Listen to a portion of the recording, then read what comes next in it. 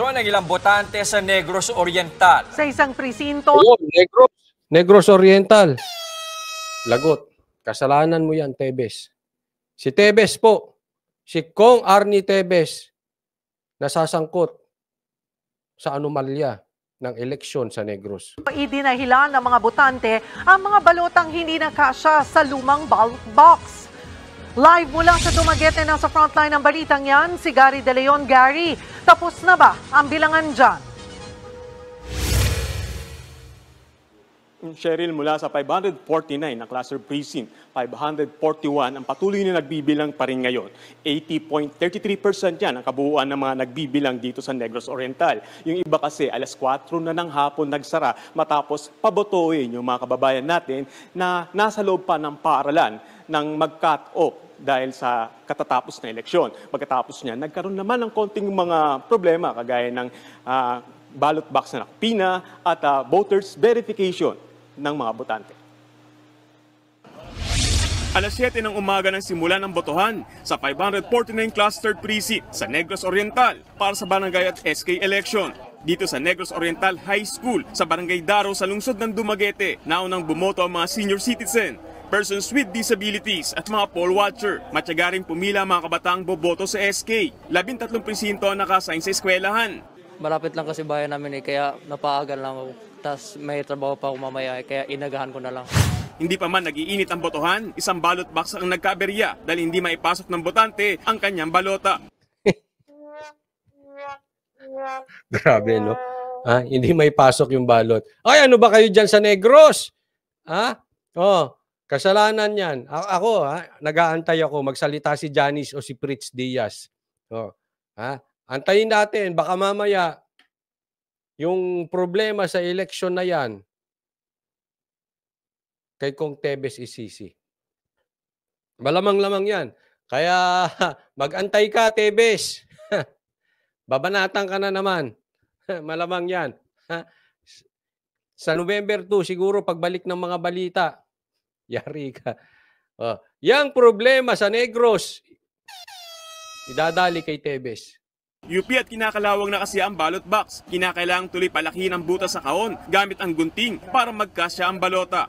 Ilang din sa naging aberya sa pagboto ang mahabang pila sa online registration kung saan kinukuha ng botante ang kanilang precinct at sequence number. May mga nakapaskil na listahan naman sa pader ng paaralan pero hindi ito napapansin ng mga botante kaya hindi maiwasang may uminit ang ulo. Yeah, I know, but then they should have still placed here.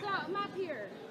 There. Yeah, but there is no precinct number. My concern was which room, what precinct number. Grabe. Si ate, grabe mag-English. Malupit. Munti ko hindi naintindihan, Englishera si ate. No? But, anyway, antayin natin ito. Kung yung problema, kasi po, ang daming naging problema ng barangay election. At hindi po naligtas ang Negros. So, sigurado yan, meron na namang papatakan dito si Tebes. Kung hindi kay Kong Tebes, isisisi dun sa kapatid ni Tebes. Si Pride, Henry Tebes, sa kanya isisisi.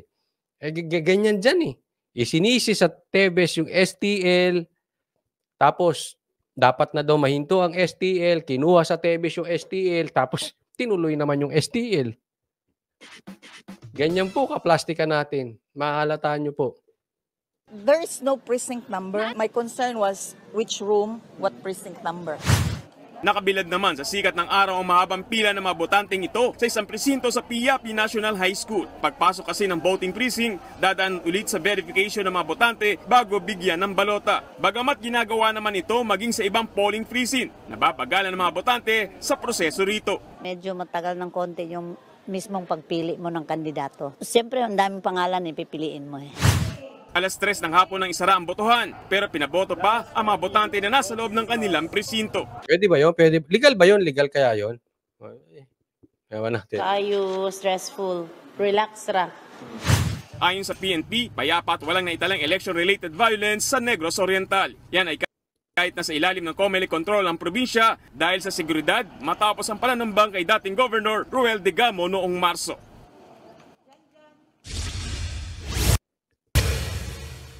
Cheryl, umaasa ang COMELEC dito sa Negros Oriental na pagpoproklama na sila ng mga nanalo dito sa barangay election mamayang alas 10 ng gabi. Cheryl. Maraming